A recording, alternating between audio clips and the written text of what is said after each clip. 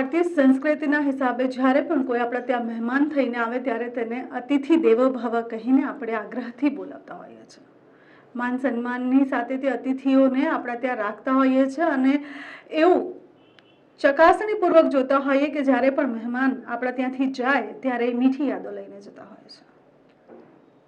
પણ અત્યારે ભારતમાં કંઈક અલગ જ ચાલી રહ્યું છે.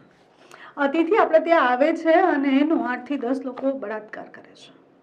જી હા, સાવ સાચી વાત છે. સ્પેનથી આવેલા એક કપલ જેઓ પોતે યુટ્યુબર છે અને તેઓ ભારત ભ્રમણ માટે આવેલા હતા. તે યુટ્યુબર અને તેના પતિને ઢોરમાર મારીને યુટ્યુબરનો 8 થી 10 30 થી 22 વર્ષના યુવાનો ગેંગરેપ કરે છે. ગેંગરેપ કરીને તેની પાસે રહેલા રૂપિયા, તેની વેડિંગ ડાયમંડ રિંગ અને તેની સાથે તેના પર્સમાં રહેલા ડોલર્સને પડાવી લે છે. ઢોરમાર માર્યા પછી તે લોકો ત્યાંથી નાસી છૂટે છે. આ કિસ્સો છે ઝારખંડનો. ઝારખંડના 8 થી 10 હેવાનોએ સ્પેનથી આવેલી આ યુવતીનો બળાત્કાર કરી નાખ્યો.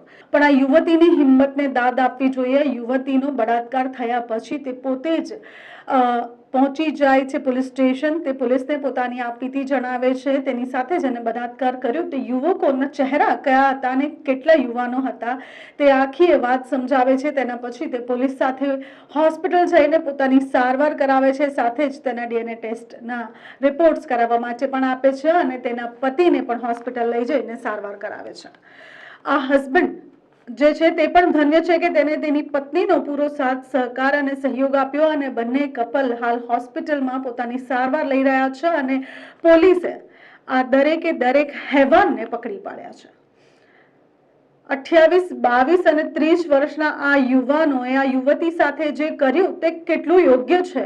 આ શરમજનક વાત છે કે ભારતમાં જ્યારે કોઈ બહારના દેશથી આવે ત્યારે ભારતની સંસ્કૃતિ અને ભારતની એક આગવી છાપ જોઈને જાય. પણ અહીંયા બહારથી જે યુવતી આવી છે તે પણ ભારત ભ્રમણ માટે આવી છે, વિડીયોઝ બનાવવા માટે આવી છે. તે યુટ્યુબ પર બ્લોગ બનાવીને ભારતની વાહવાહી કરતી હતી અને તે જ સમયે આ હેવાનોએ તેને રહેસી નાખી. યુવતીની હિંમત છે કે તેને આખી ઘટનાને પોલીસ સમક્ષ રજૂ કરી.